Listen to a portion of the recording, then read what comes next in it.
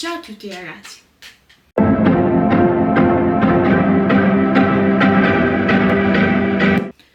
Oggi siamo sempre più circondati da dispositivi tecnologici dotati di intelligenza artificiale.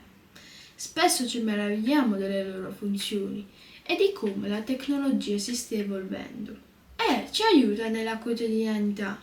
Ed è questo l'intento dell'evoluzione tecnologica, ovvero aiutare l'uomo a superare i propri limiti. Ma come si sviluppa un'intelligenza artificiale? Essa è un sistema di hardware e di software che, collaborando grazie ad un linguaggio di programmazione sostenuto da algoritmi, riescono a prendere delle decisioni e, grazie ai propri errori, attraverso machine learning e deep learning, riescono a condurre previsioni. Il machine learning è una grande analisi di dati fatti dalla macchina autonomamente e dagli studi la macchina riesce a condurre previsioni e a prendere decisioni. Il deep learning è diverso perché invece di algoritmi ci sono delle vere e proprie reti neurali artificiali e quindi si cerca di simulare il cervello. Ma la tecnologia avrà un'evoluzione così rapida da confondere il programmatore stesso. Oggi usiamo Alexa, ma prima c'era Eliza, che fu il primo assistente vocale. In pratica, questo programma reagiva con i comandi dell'utente e quindi possiamo definirlo ora assistente vocale, però degli anni 60. Sin dai tempi antichi, parlando dei greci, c'era un'idea di intelligenza artificiale. Parlando dell'Iliade e dell'Odissea, ad esempio Alcino aveva dei cani d'acciaio che avevano un'intelligenza che potrebbe essere definita artificiale. Invece, il dio della tecnica fabbricava ancelle d'oro ogni volta che era stanco e queste ancelle d'oro possono essere interpretate come dei robot. Tornando al XX secolo, il primo computer è stato inventato nel 1943 per criptare i messaggi dei nazisti, quindi nella Seconda Guerra Mondiale. Uno degli ideatori del computer fu Alan Turing, il primo a idealizzare che le macchine potessero pensare. Invece ora i computer lo usiamo per studio, lo usiamo per lavoro, anche semplicemente per gioco.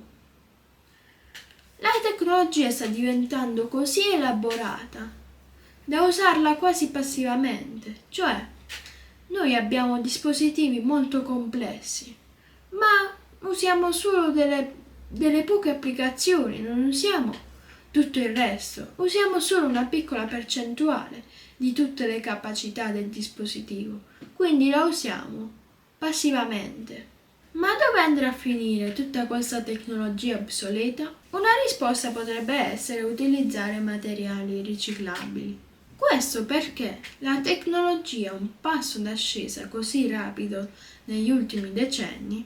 Pensate, graficamente, ora siamo nel gomito della curva, perché ora la tecnologia, da essere ferma, si sta evolvendo sempre di più e andrà sempre più evolvendosi, perché nuove tecnologie portano a tecnologie sempre più sofisticate. Ad esempio, in America o in Cina o in Giappone, i robot hanno un ruolo fondamentale.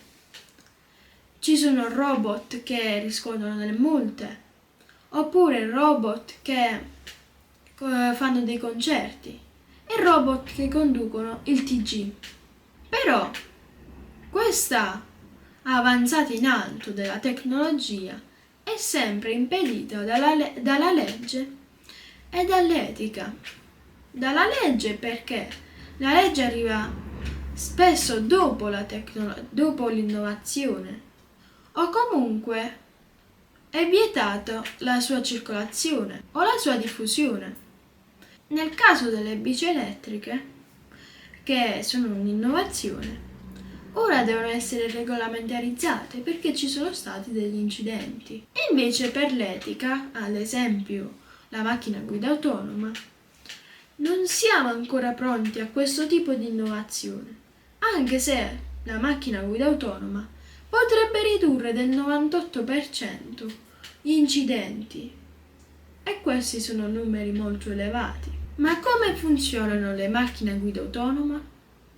Sono delle macchine piene di sensori e di telecamere per, ad esempio, vedere se il semaforo è rosso, o leggere i segnali stradali, o vedere quando girare un incrocio, dare la precedenza o cose del genere. Grazie ai sensori e all'intelligenza artificiale, l'auto riesce ad essere autonoma nella guida. Però, comunque, ora le nuove auto stanno diventando sempre più sicure, come ora hanno il cruise control, la frenata assistita, cose del genere. Mi è capitato di fare un giro in una macchina elettrica e mi sono reso conto che le cose sono davvero cambiate. Ci stiamo veramente avvicinando a quel 98%, forse ci sarà dato a piccoli sorsi e potremmo arrivare alla macchina a guida autonoma. Però se pensiamo anche agli uomini preistorici, anche il fuoco era pericoloso, ma con la saggezza di chi ha avuto il coraggio di manipolarlo, la nostra macchina dell'evoluzione è andata avanti e siamo arrivati fino ad ora. Probabilmente senza il fuoco non ci saremmo evoluti così tanto. Quindi bisogna affrontare le nuove tecnologie con saggezza e non con paura. Per esempio il metaverso intriga molti ma spaventa molti altri e prenderà piede. Però ora si parla di involuzione, perché noi eseguiamo tutto tramite automatismi e prima c'era l'istinto, quindi si stanno abbassando le nostre capacità istintive. L'uomo preistorico doveva avere per forza questo istinto, doveva essere reattivo per la sopravvivenza. Invece noi ci muoviamo seguendo solo automatismi. Però perché ci spaventa questa intelligenza artificiale? Perché ora l'intelligenza artificiale, come dicevamo all'inizio del video, è dappertutto, quindi abbiamo sempre gli occhi puntati su di noi. È la cancellazione dei nostri desideri. Quando facciamo delle ricerche online ci vengono proposti dei suggerimenti affini alle ricerche precedenti. E questo ci indica che tutti i nostri desideri, tutte le nostre ricerche sono raggruppate in un database, come se i nostri desideri fossero cancellati, ma seguono algoritmi. Le macchine cercheranno sempre più di simulare la mente umana, ma nascono dalla genialità dell'uomo, dalle sue idee e dal suo intuito e dalla sua singolarità, che la macchina non potrà forse mai avere. Se Bacone fu considerato stravagante perché alle idee utilizzava strumenti sempre più precisi per giungere ad una risposta scientifica, unendo così teoria con la tecnica, oggi ogni uomo può avvalersi della tecnologia per sfruttarla a proprio vantaggio, quotidianamente o nel lavoro. E anche se questa avrà un passo rapidissimo, dovremo sempre sfruttarla a nostro vantaggio, per aumentare, così come le macchine, le nostre capacità, grazie alla tecnologia, e non farci superare da essa, restando passivi al cambiamento. Per oggi abbiamo finito.